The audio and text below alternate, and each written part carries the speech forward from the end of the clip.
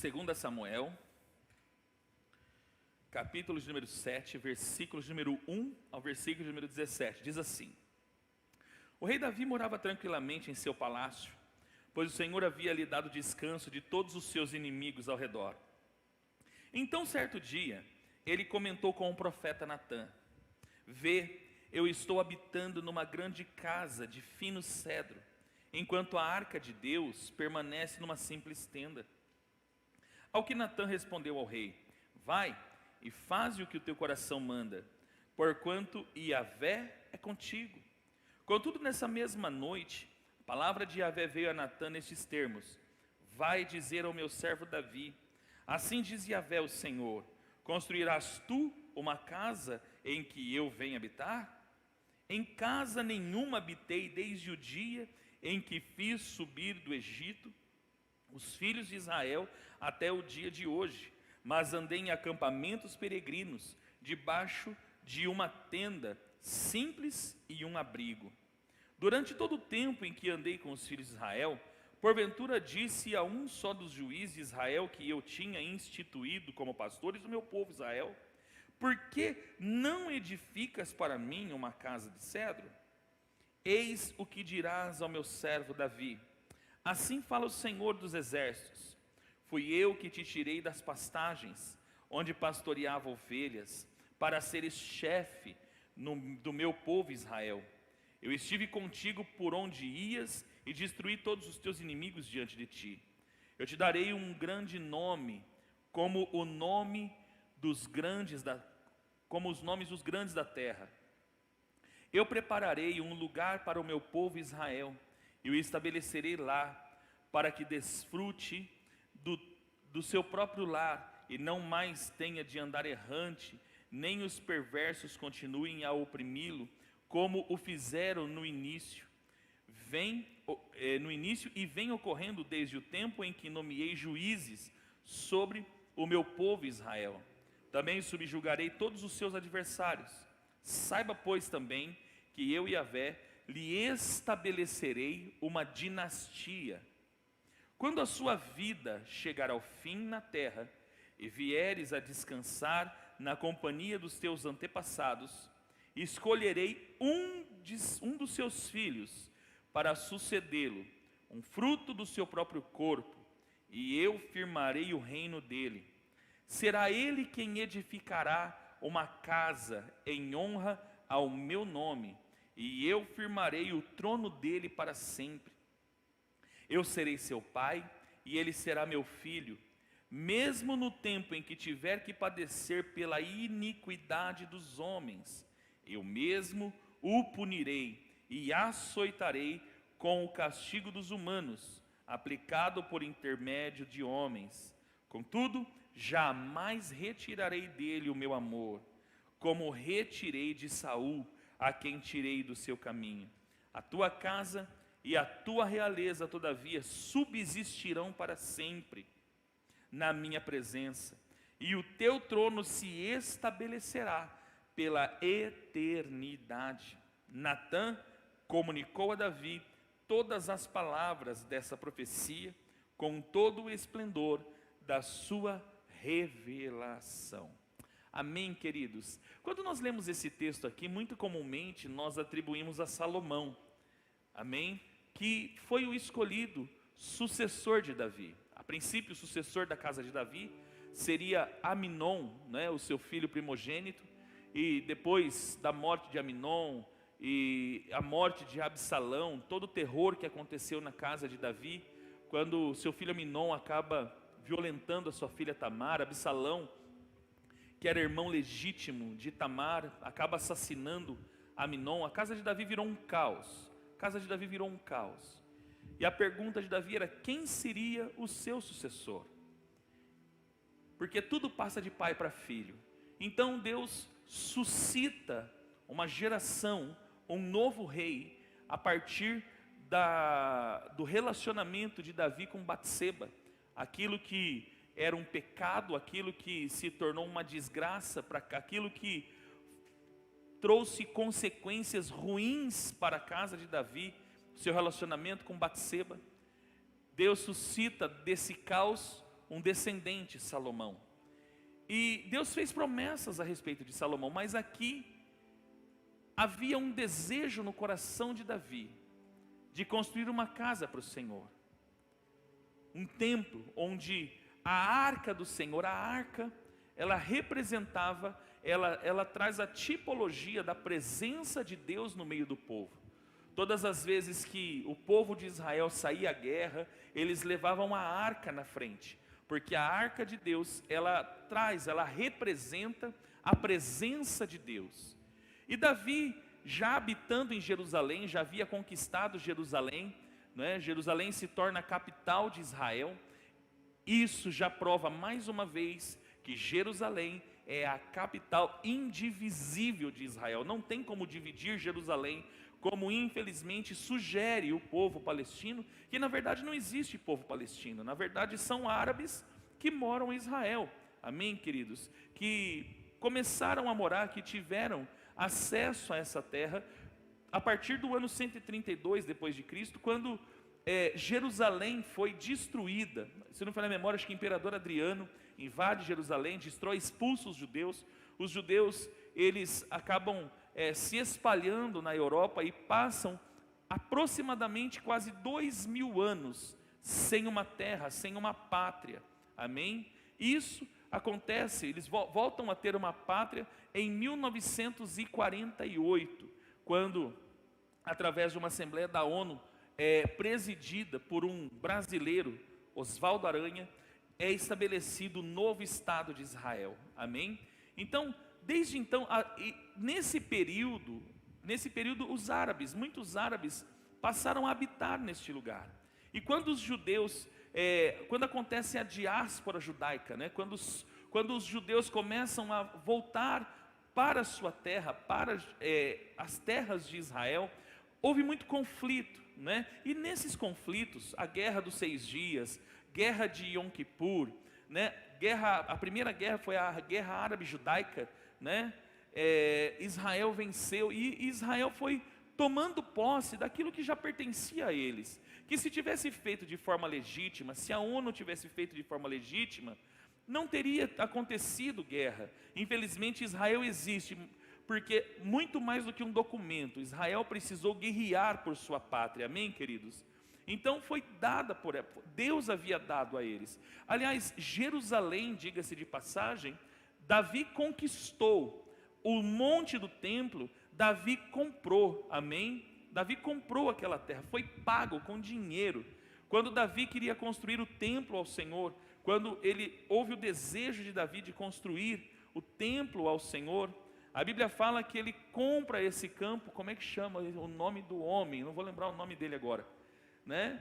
Ele compra o campo porque ele dizia, o homem queria dar para ele, o dono do campo queria, não, o rei é seu, e ele diz, eu não quero dar ao Senhor algo que não me custe, e ele compra aquele campo que é exatamente o monte do templo, onde nós acabamos vendo ali, onde está aquela cúpula dourada, né? Onde tem o Domus da Rocha, aquilo é conhecido como cúpula dourada, ou Domus da Rocha. Aquilo ali é o famoso Monte Moriá, amém, queridos? Aquilo ali foi comprado por Davi. Então Davi já havia, voltando para a mensagem, né? Davi já havia conquistado Jerusalém, que era a terra dos Jebus. Quando você ler na Bíblia Jebuseus, está falando de Jerusalém, que era o povo que habitava em Jebus, que era o nome dessa cidade antes de chamar Jerusalém, cidade da paz, amém, querido? Que significa Jerusalém? Vem de Shalom, Jerusalém, que vem de Shalom, que é cidade da paz, amém?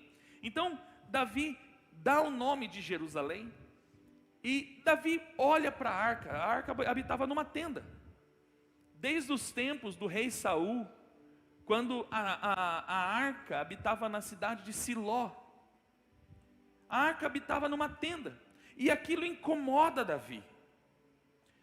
Davi olha para o profeta Natan e fala, olha, eu habito num palácio, é justo eu habitar no palácio, e a presença de Deus, a arca de Deus, habitando numa tenda. Deus conhecia o coração de Davi, então Deus ele dá uma palavra, dá um sonho, uma palavra profética ao profeta Natã e vai profetizar a respeito de um descendente que faria uma casa para a presença de Deus. Uma casa para a presença de Deus. Que casa é essa? Que casa é essa que a presença de Deus habitaria e que esse descendente do rei Davi prepararia para que Deus habitasse nela? Esse descendente, será que é Salomão? Não, queridos, vamos entender aqui. Informação fundamental: Deus não habita em templos feitos por mãos de homens. Amados, Deus não habita nas quatro paredes. Quando nós falamos casa de Deus, quando nós denominamos uma comunidade, um local de culto como casa de Deus, amados, isso não é definitivo. Talvez eu poderia chamar isso de sentido figurado, alguma coisa desse tipo, porque Deus não habita em paredes. Olha o que a Bíblia vai nos dizer. Atos 17, 24 e 25 diz: o Deus que fez o mundo e tudo o que nele há é o Senhor do céu e da terra. Amados, Ele não é Senhor das paredes, Ele é Senhor do céu e Ele é Senhor da terra. Eu vou repetir, você não entendeu. Amados, Ele não é Senhor das quatro paredes, Ele é Senhor do céu e da terra. Amém, queridos? E não habita em santuários feitos por mãos humanas. Ele não é servido por mãos de homens, como se necessitasse de algo, porque Ele mesmo dá a todos a vida, o fôlego e as demais coisas. Tudo que você precisa é Deus que te dá, querido. Deus cuida de você. Dá um toque para o seu irmão aí, dá um tchauzinho para ele, com todo respeito, e fala para ele: Deus cuida de você, irmão. Amém, queridos? Outro texto bíblico, Isaías 66, verso 1 e 2 diz: assim diz o Senhor, o céu é o meu trono. Amados, se Deus tem o céu como seu trono, como que Ele vai habitar nas quatro paredes? O céu é o meu trono e a terra é o estrado dos meus pés. Que espécie de casa vocês me edificarão? É este o meu lugar de descanso? Não foram as minhas mãos que fizeram todas essas coisas e por isso vieram a existir? Pergunta o Senhor.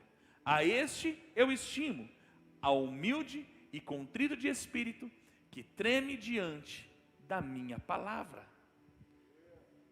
É esta casa, Deus olha para o templo e fala assim: é esta casa que vocês vão construir para mim? Eu acho que Deus olha para lá do céu e fala: sabe de nada, inocente. O céu é o meu trono. A terra, onde nós estamos aqui, querido, é só poeira do pé dele. Aleluia. É só poeira do seu pé. Então Deus, Ele não pode habitar aqui, querido. Ele não pode habitar em santuários feitos por mãos de homens. Pastor, então por que existe a comunidade? Aqui é um lugar onde a igreja se reúne. Aqui não é a igreja, é o local onde a igreja se reúne. Nós somos a igreja. Dá uma cotovelada no seu irmão e fala: é nós, irmão. Fala: juntos somos a igreja. Amém? Então esse é um lugar onde a igreja se reúne, onde a igreja é equipada, onde a igreja é treinada. Mas aqui não é casa de Deus, amados. Amém? Aqui é casa da Shalom. Deus não pode habitar aqui. Pastor, mas por que eu sinto a presença de Deus aqui? Você vai entender no final da mensagem. Eu vou deixar para o final, amém? Para você entender. O desejo do Senhor sempre foi estar com o ser humano. Amados, Deus não formou o homem do pó da terra, soprou o fôlego de vida no homem, para o homem andar sozinho. Deus nunca quis que o homem vivesse em solidão.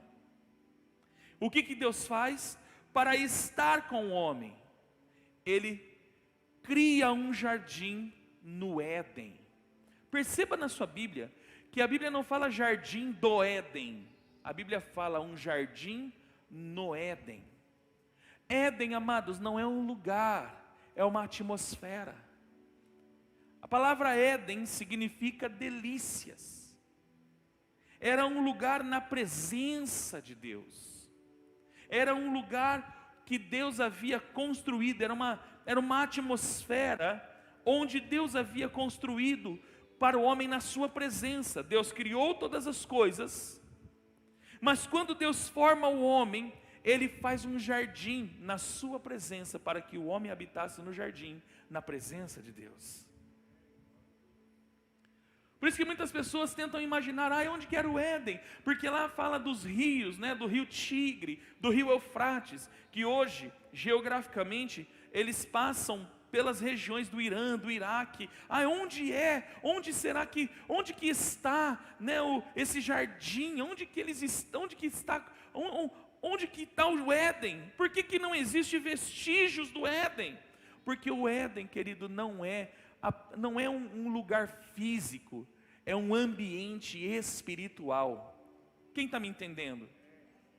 Deus, Ele forma o homem e faz isso aqui.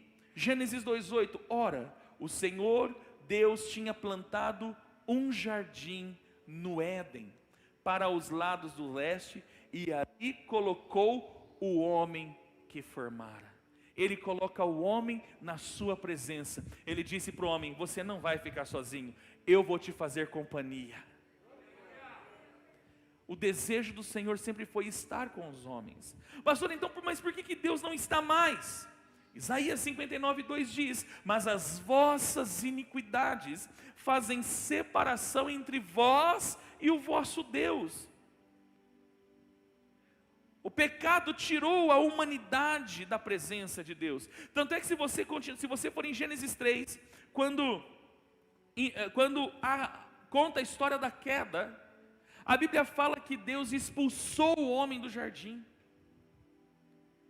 Ou seja, o homem foi expulso da presença de Deus. A presença de Deus já não era mais ambiente para o homem, porque o homem havia desobedecido. E a Bíblia fala que Deus expulsa o homem e a mulher do jardim e coloca anjos naquele lugar. Porque o Éden não era um lugar físico, o homem era físico. Olha, por que o homem em carne podia viver na presença? Porque o homem estava no estado de inocência, ausência da maldade. O homem não era mau na criação, ele se tornou mau.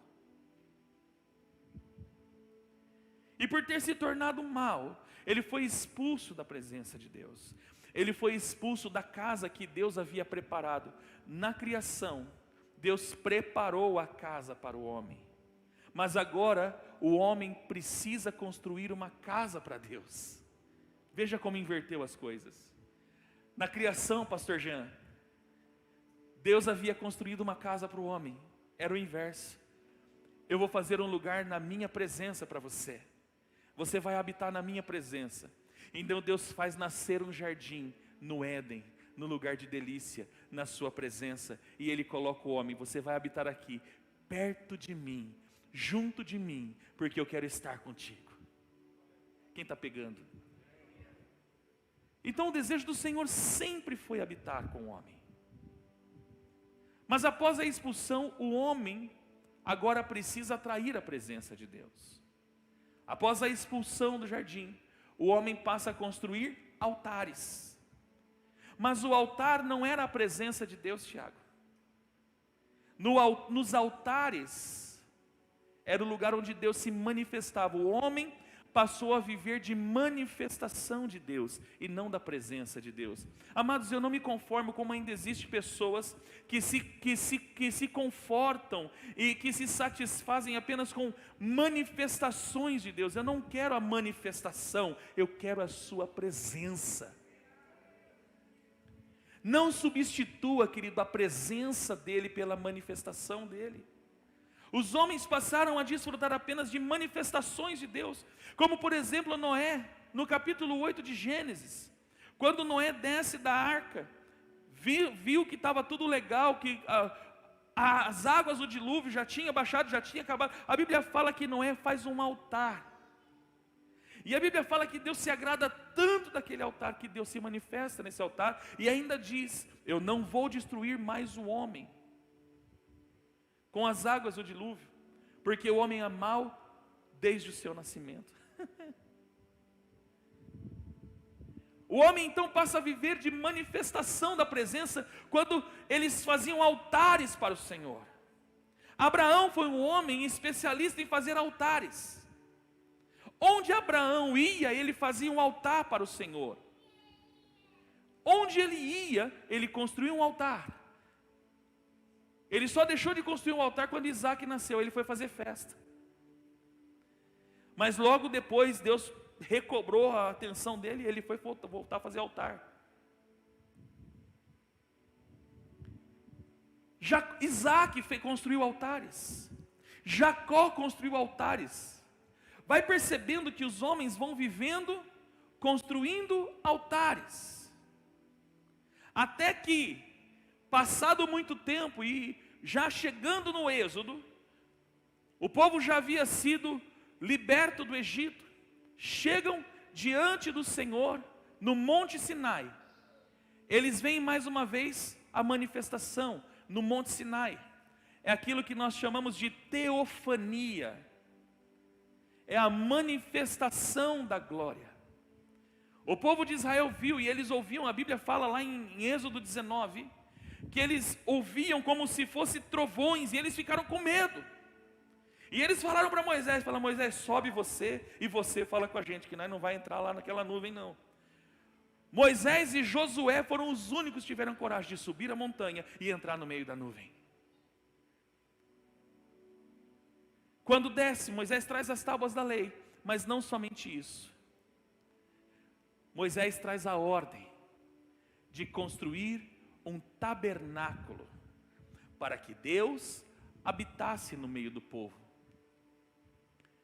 Êxodo 25, 8, e farão um santuário para mim, e eu habitarei no meio deles. Amados, Deus não habita em qualquer lugar, coloca isso na sua cabeça.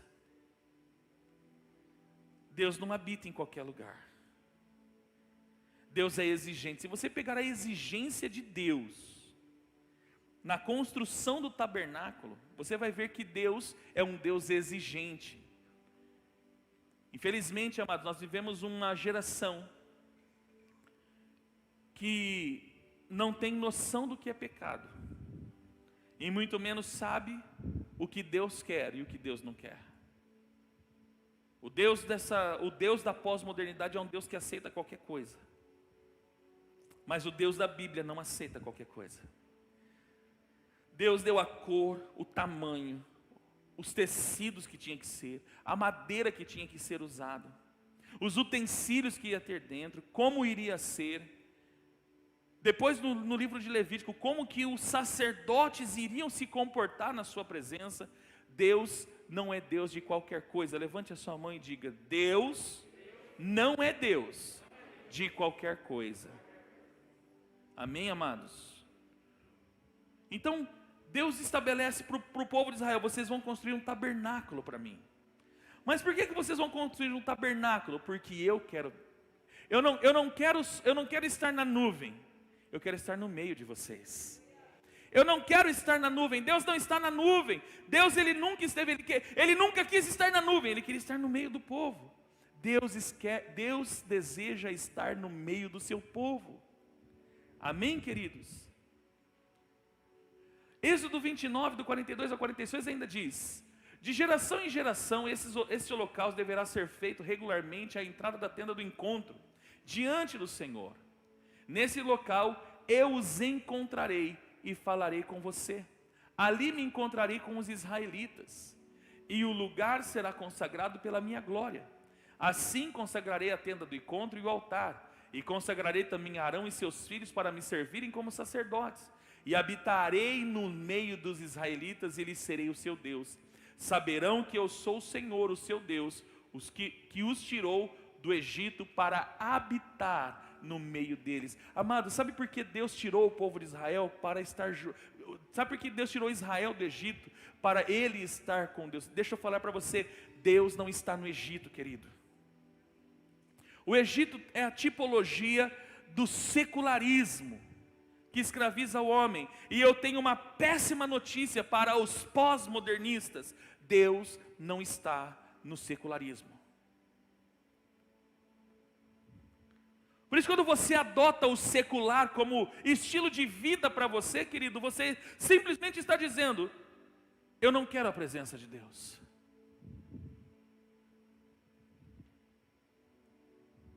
Deus precisou tirar, olha o que o texto diz: saberão que eu sou o Senhor, que os tirei do Egito para habitar no meio deles. Primeiro Deus tira você do Egito, depois Ele coloca a sua presença. Enquanto você estiver no Egito, você não pode estar na presença. Você pode viver apenas de milagres, de sinais. E infelizmente tem muitos que até hoje só vivem de sinais. Sinais. E as pessoas buscam sinais. Eu não quero mais buscar sinais. Eu não quero mais viver de sinais. Eu não quero, mas você precisa dizer hoje para si mesmo: eu não quero mais ver sinais. Eu não quero mais viver de manifestações isoladas da presença. Não, eu quero a presença. Eu quero estar na presença. Levítico 26, 11 e 12 diz: estabelecerei a minha habitação entre vocês e não os rejeitarei. Andarei entre vocês e serei o seu Deus, e vocês serão o meu povo. 2 Samuel capítulo 7, versículo 2, diz assim: certo dia ele disse ao profeta Natã: aqui estou eu morando num palácio de cedro, enquanto a arca do Senhor permanece numa simples tenda. Davi, ele disse isso: eu estou morando num palácio. Eu estou morando num palácio. E a presença está morando numa tendinha. Está morando debaixo de pano. Que tenda é isso? É debaixo de pano, segurada com madeira. Aquilo incomoda Davi. E nasce um desejo no coração de Davi de construir um lugar para a habitação do Senhor. Mas como que Davi iria construir um lugar para que Deus habitasse, se na verdade Deus não habita em templos feitos por mãos de homens? Quem era o descendente de Davi que iria construir um lugar para o Senhor habitar? Salomão? Não. A Bíblia não fala de Salomão, querido. A profecia nunca falou de Salomão. Davi entendeu que era Salomão. Porque se você pegar no contexto do capítulo 7 de 2 Samuel, ele vai dizer: poxa, Deus fez tanto por mim, e agora faz promessas para os meus descendentes. Tanto é que se você for em 2 Crônicas, aliás em 1 Crônicas, você vai ver que Davi, ele instrui Salomão sobre a construção do templo. Porque mesmo sendo um homem de Deus, Davi, ele na sua mentalidade humana, ele queria construir um lugar. Tanto é que Deus não habitava nesse lugar, querido, que ele foi destruído diversas vezes.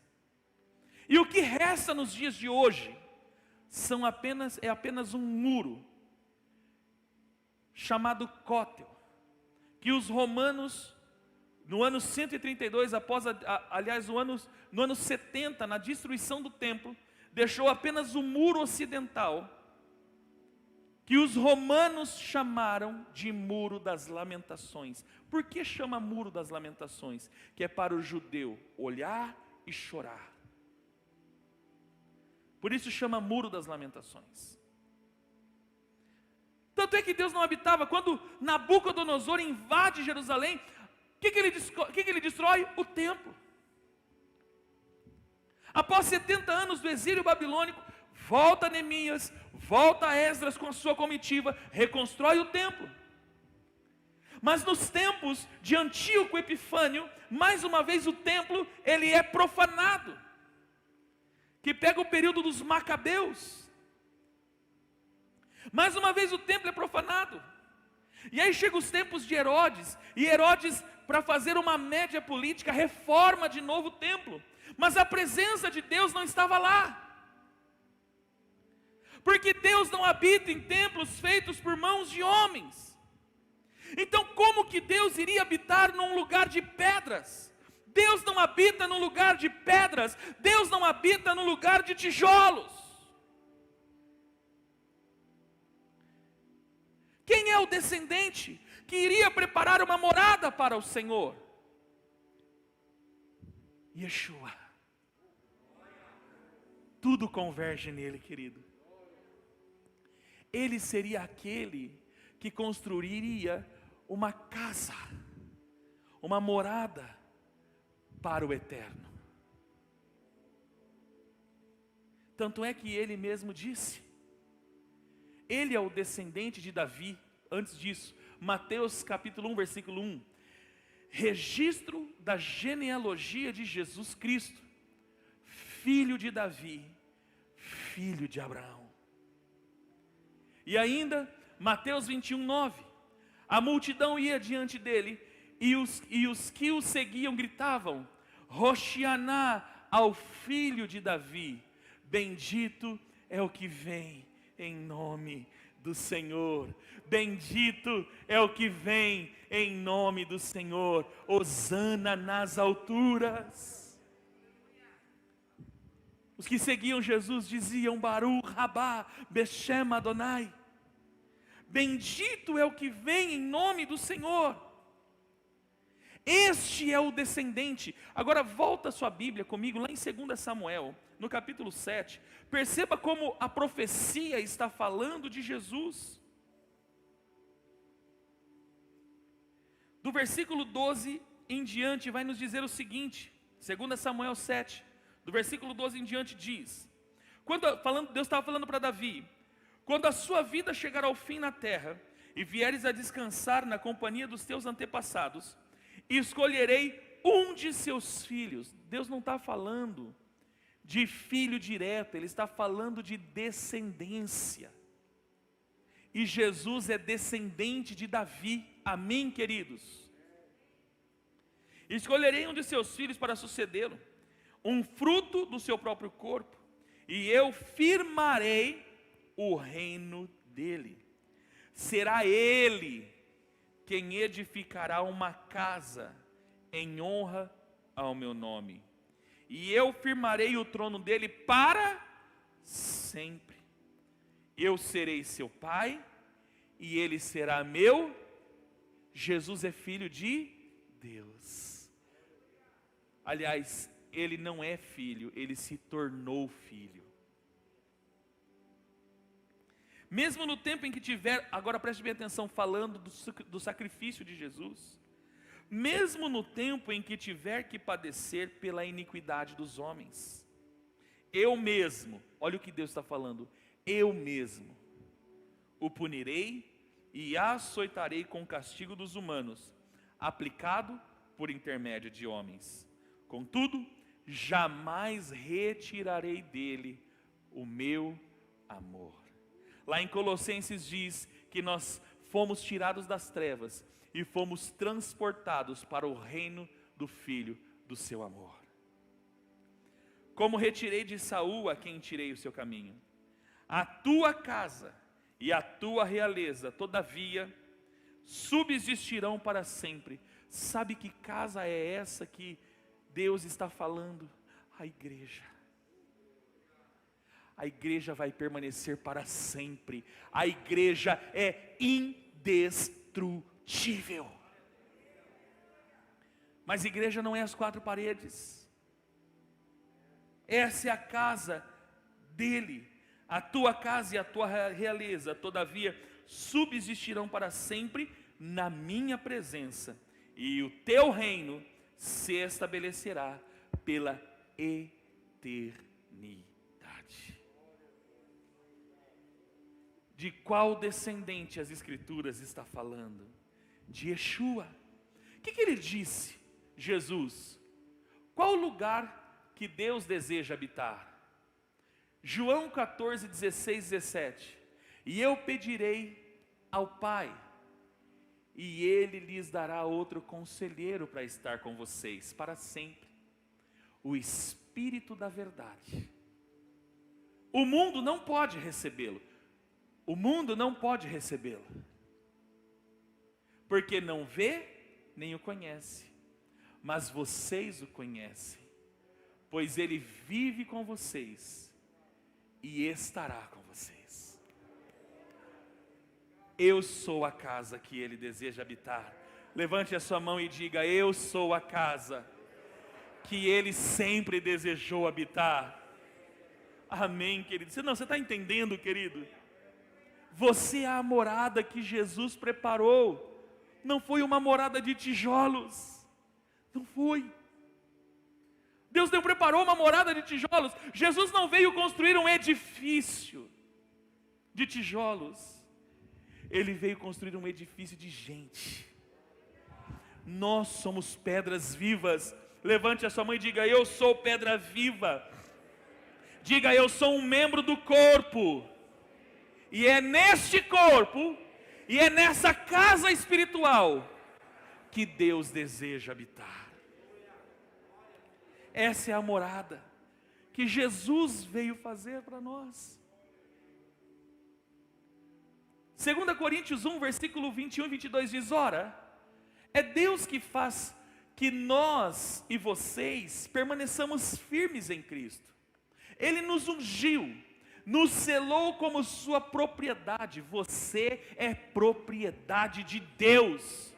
Não, vou repetir: você é propriedade de Deus. Por isso que o inimigo, se quiser tocar em você, tem que pedir autorização, porque ele não tem acesso. Você tem dono. Ora, é Deus que faz que nós e vocês permaneçam firmes em Cristo. Ele nos ungiu, nos selou como sua propriedade e pôs o seu Espírito em nossos corações como garantia do que está por vir. O mesmo Espírito que pairava sobre a face das águas, o mesmo Ruach HaKodesh que pairava sobre a face das águas, ele não paira mais sobre a face das águas. Hoje ele tem uma casa, e essa casa se chama você. Eu sou a casa, você é a casa. Ele não precisa mais pairar sobre a face das águas, porque hoje ele tem uma casa, e Yeshua preparou uma casa para ele, e essa casa somos nós. Aleluia. 2 Coríntios 6,16 ainda diz: que acordo há entre o templo de Deus e o dos ídolos? Pois somos santuários de Deus. O que você é, amados? 1, 2, 3. Como disse Deus: habitarei com eles, e entre eles andarei. Serei o seu Deus, e eles serão o meu povo. É por isso que quando nós nos reunimos aqui, acontece o que aconteceu essa manhã, nós sentimos a presença. Por isso que esse lugar se torna um lugar de refúgio, mas não porque aqui habita a presença habita em você. Então quando nós nos reunimos, a presença se manifesta. Amém, queridos? A presença exala, não do prédio, de nós. A presença exala de dentro de você. Você tem o perfume de Cristo, querido. A presença exala do seu interior. Por isso que ele disse: se vocês crerem em mim, vocês jorrarão águas que jorram para a vida eterna. Vocês, de dentro de vocês fluirão um rio. Por isso que nós sentimos satisfação em estar aqui. Por isso que a presença de Deus é refrigério. Não porque a presença está nas quatro paredes, é porque a presença está em nós, e ela flui de dentro de nós. Ela flui de dentro de nós como um rio, um rio que jorra para a vida eterna. Aleluia. 1 Coríntios 6,19 diz: acaso não sabem que o corpo de vocês é santuário do Espírito Santo que habita em vocês, que lhes foi dado por Deus, e que vocês não são de si mesmos? Amados, você não é de você mesmo. Por isso não faça com o teu corpo o que você acha que você quer. Essa semana eu tive uma discussão com um pastor até famoso no Brasil, a respeito de marcas pelo corpo. Eu não entendo o que Cristo... Desculpa, amados, pode ser normal, não estou falando que é pecado. Mas eu não entendo se meu corpo, se o próprio apóstolo Paulo, ele está falando que meu corpo não é de mim mesmo. Como que eu faço o que eu quero com o meu corpo? Alô? Você não é de você mesmo. Levante sua mãozinha e diga: eu não sou de mim mesmo. Se você pegar o versículo 20, Paulo ainda vai dizer: fostes comprados por bom preço. Você foi comprado por bom preço, querido. Aí na discussão, num grupo que nós temos, ele falou para mim: mas esse texto não fala desse assunto, esse texto fala de adultério. Amados, para Deus não existe pecadinho ou pecadão. O corpo é o mesmo, sim ou não? O corpo é o mesmo, sim ou não? Está tratando do corpo. Não importa o que eu vou fazer com o meu corpo. Está tratando do corpo. E eu não sou de mim mesmo. Eu não sou de mim mesmo. Eu sou uma casa. Eu não sei se você sabia, você é uma casa. Não, muito mais que uma casa, você é um santuário. Você é um tabernáculo, querido. Gálatas 4:6 ainda vai dizer: e por que vocês são filhos? Vou repetir. E por que vocês são filhos? Deus enviou o Espírito de seu Filho aos seus corações, ao qual clama: Abba, Pai. Sabe por que nós podemos chamar Deus de Pai? Porque eu sou filho e tabernáculo do seu Espírito que habita dentro de mim. Aleluia.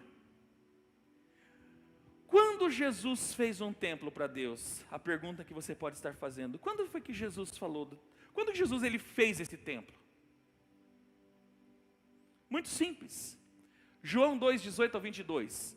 Então os judeus lhe perguntaram: que sinal miraculoso o Senhor pode mostrar-nos, como prova da sua autoridade para fazer tudo isso? Jesus lhe respondeu: destruam este templo, e eu o levantarei em 3 dias. Os judeus responderam: esse templo levou 46 anos para ser edificado, e o Senhor vai levantá-lo em 3 dias? Mas o templo do qual ele falava era o seu corpo. Depois que ressuscitou dos mortos, os discípulos lembraram-se do que ele tinha dito. Então creram na escritura e na palavra que Jesus dissera. Amados, posso falar a verdade para você? Sabe quando você vai entender as escrituras? Quando você levantar da morte, quando você ressuscitar, quando você nascer de novo. Por isso que muitas pessoas ainda procuram o que é pecado e o que não é, e não vivem as escrituras. Sabe por quê? Porque não nasceram de novo. Porque quem nasceu de novo não tem problema com isso. Quem nasceu de novo entende as escrituras e sabe que o meu corpo é templo. Quando Jesus fez isso? Na sua ressurreição. Porque na sua ressurreição, o templo de Jerusalém, especificamente, ele se tornou inapto para a presença. Porque agora Deus não precisa mais e nunca precisou de tijolos para se manifestar. Ele precisa de um coração disponível. Eu vou repetir. Ele não precisa mais de paredes para se manifestar. Ele precisa de um coração ardendo em chamas, cheio de amor por Ele. É só isso que Ele precisa. João 19:30, tendo o provado, Jesus disse: está consumado. Com isso curvou a cabeça e entregou o Espírito. Aqui foi consumado o dia que Ele construiu uma casa para Deus, uma casa para a presença, para a arca da aliança repousar, para a arca da aliança, a presença de Deus estar. Devemos dar lugar para que Jesus reine de fato sobre os nossos corações. Você é a casa dele. A profecia de Davi nunca falou de Salomão. Convergiu em Cristo. Ele fez a casa onde Deus pudesse habitar, onde a presença de Deus pudesse habitar. E eu estou vendo um monte de casa aqui. Um monte de casa eu estou vendo aqui. Você é essa casa. Amados, eu não sei você, mas isso para mim é demais. Eu sou aqui. Você entende que Deus, Ele quer andar comigo. Muito mais, Ele não quer andar comigo. Ele quer andar em mim. Ele quer estar em mim, queridos. Eu falei de um Deus que tem o céu como seu trono. Eu estou falando de um Deus que tem a terra como estrado dos seus pés. Eu estou falando de um Deus que é Senhor do céu. Ele poderia fazer do mundo qualquer lugar para Ele habitar, mas sabe o lugar que Ele escolheu habitar? Em mim. Sabe qual foi o lugar que Ele resolveu colocar o seu Espírito? Em mim, em você. Nós não somos merecedores disso, querido, porque às vezes a gente nem valor para isso dá. Se coloque de pé para a gente encerrar o culto. Cadê os músicos? Vamos cantar uma musiquinha? Ah, meu Deus. Se você está entendendo, querido, feche os seus olhos. E comece a orar e fala assim: Senhor, se eu sou a sua presença, então eu quero a tua presença. Eu não quero mais viver de manifestação. Eu não quero ir em lugares para ver a manifestação. Eu quero ser esta casa, eu quero viver em tua presença. Eu quero ser essa casa, eu quero me tornar essa casa. Eu não quero mais, Senhor. Por isso você deve hoje, querido, purificar essa casa. Você precisa santificar essa casa e dizer: essa casa, ela tem dono. Ela tem alguém que se manifesta nela. Essa casa tem um morador. Amados, essa casa é o teu corpo, é o teu coração. Por isso você deve hoje abrir mão de todo pecado. Você deve abrir mão hoje de toda iniquidade que te afasta de Deus. Você deve hoje purificar a tua vida, purificar esse templo, assim como os macabeus fizeram. Eles purificaram o templo, eles purificaram a casa, para que o Senhor estivesse, para que houvesse novamente a manifestação de Deus. Deus não quer se manifestar na casa, Deus quer se manifestar em você. Você não precisa de um objeto mais para obter vitórias. Você carrega a arca de Deus em você, querido. Por isso, onde você está, você pode ser um vitorioso. Você não precisa mais de um objeto.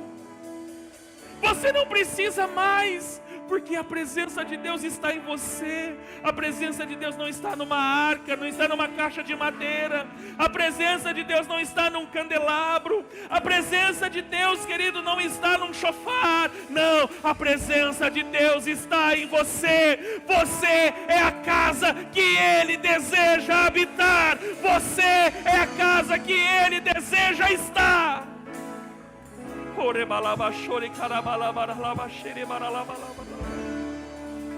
Nós somos essa casa. Você é essa habitação, querido. Renuncie hoje o pecado, renuncie. Tenha coragem hoje. Tenha coragem e diga: eu renuncio o pecado. Eu renuncio as minhas dores. Eu renuncio toda a sujeira, todo o lixo emocional que está dentro do meu coração, porque eu não sou um lixão, eu não sou um depósito de lixo emocional. Eu sou casa, eu sou casa, eu sou casa, eu sou a casa que Ele deseja habitar. Eu sou a casa que Ele deseja habitar. Oh, aleluia.